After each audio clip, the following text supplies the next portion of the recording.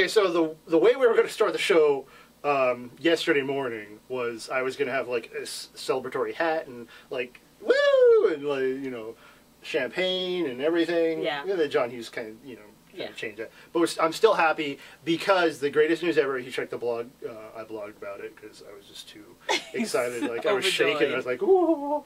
The Bens have been fired from At the Movies. Ben Lyons and Ben Mankiewicz. If you've watched our show before, if you read our blog, talk to any of us, you know how much we dislike Ben Lyons. We really hate Ben Lyons. Really, with a passion. Really hate Ben Lyons. And I wrote in the blog why we dislike him so much. So it's such a good thing, I think. And they're replacing him with two really good critics, A.O. Scott and Michael Phillips. Michael Phillips. Both who were on the show before and were guest critics with Richard. And Michael Roper. Phillips, at the end, was sort of... He was the one who was with Richard He was sort of the permanent guest replacement. Mm-hmm. He was on there for like a month or two. So I think that's a good choice. I think that it'll get back to them talking about the movies and just, I don't know what they were thinking. They were maybe trying to go for a younger audience, but like they went for television personalities instead of real like newspaper journalists, that's what it was. Now, before. to be fair. We don't want to lump Ben Mankiewicz in with Ben Lyons. And I said this morning that I do feel bad for him. Yeah, he sort of was like dragged down. He just got caught in the wake of the Ben Lyons hatred. Yeah. We don't want to put him in the same category, but Ben Lyons and on you said on his Twitter account, like I don't know who delivers news on their Twitter account like that, but that he is happy because it leaves him more time for E! And Good Morning America. Right. Yeah. If you're going to be fired, you might as well make the best of it, I guess. So he's such a liar, though. Yeah. So we're just happy they're gone. So someone else that got the boot. I don't know if it's the boot or if she quit. She got the proverbial boot. Paula Abdul, of course, has decided to not come back to American Idol. I cried so much when I heard this news. I had Kleenex all over the place. It was ridiculous. Here's the thing. I kind of understand where she's coming from. Like, she hears Simon's making 100 and some odd million, and Seacrest is making 45 million. And she's thinking, I'm just as big a part of the show. How come I'm not making that kind of money? But here's the thing, Paula. You sit at a table and you listen to people sing, and they wanted to pay you $8 million to do that.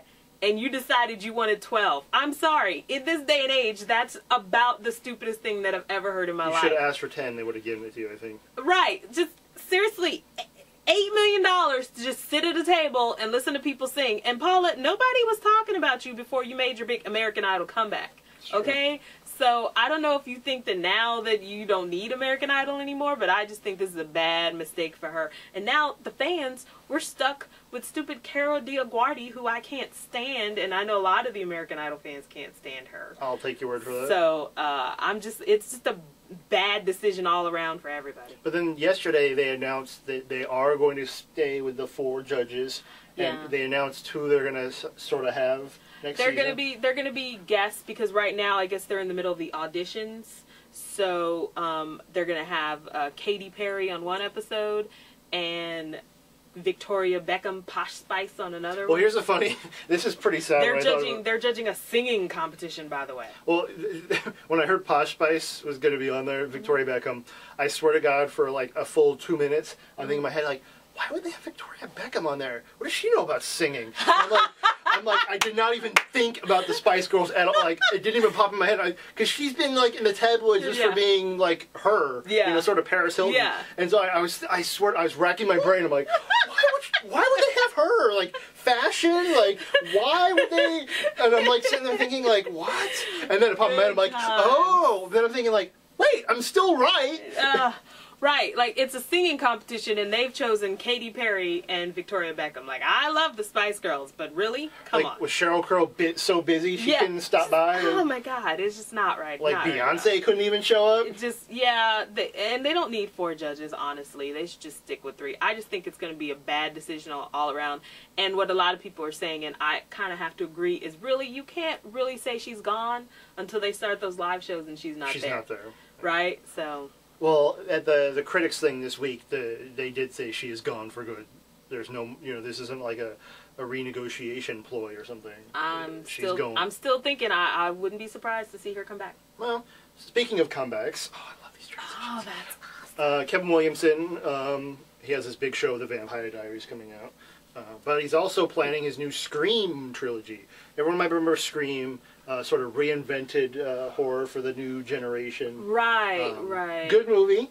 I know you don't like horror movies. I like the first one, and I pretty much just like the first one. Yeah, me too. I thought the second one was kind of, especially who the killers were. I was like, oh. Yeah, and the third one's just ridiculous. Yeah, third one's on. They were looping it on MTV last night. They played it and then played it again. I'm like, wow, you really do that? But anyways, so there was a script sort of floating around that did have Neve Campbell's character in it. Sort of as like an advisory sort of role. Yeah. They would drop it off to like a new girl.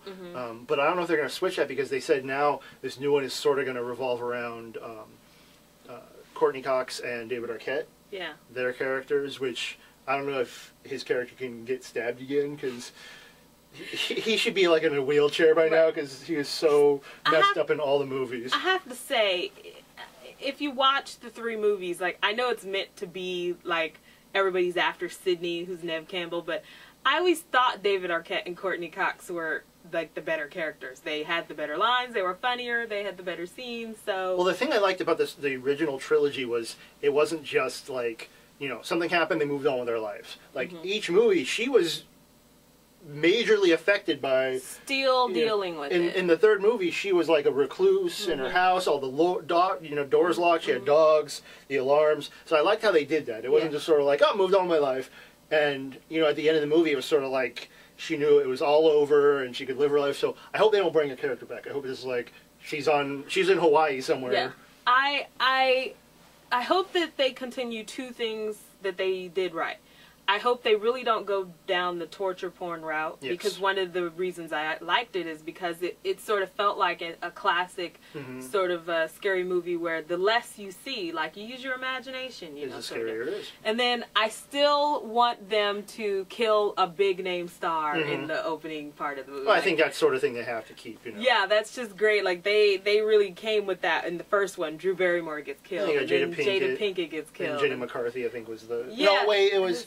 She was sort of the big, but the first kill was Liev Schreiber's character, the third one. Yeah, so it's like, you know, to have a big name get killed in the first, like, 5 minutes of your movie. So... That's really it for news this week. Quiet week after Comic-Con still. So, I guess that just leaves it with the Stump Tim. I'm ready to lose. In honor of John Hughes. Yes. I asked you what your favorite movie was, and you said it was Ferris Bueller, so I've got a Ferris Bueller trivia question. I know, I'm going to lose this. You're not. So, there were several, like, big name stars up for the part of Ferris Bueller. I'm just going to want you to name, like, 2 of them, and I'll give you a really good hint. Okay. We did see both of them at Comic-Con, and they are in big franchise sort of movies. Robert Downey Jr. Robert Downey Jr. is one. All right. And the other one also was at Comic-Con. Big name actor in a lot of big name franchise movie. Josh Brolin? No. All right. Give up. Johnny Depp. Wow. That might have been... I was going to say John Barrowman, but... along with Michael J. Fox. Wow.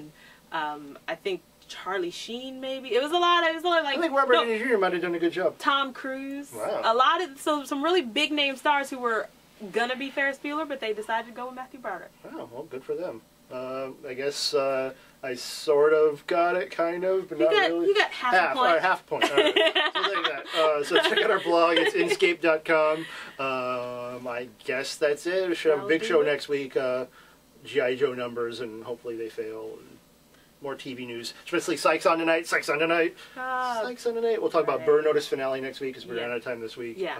So there you go.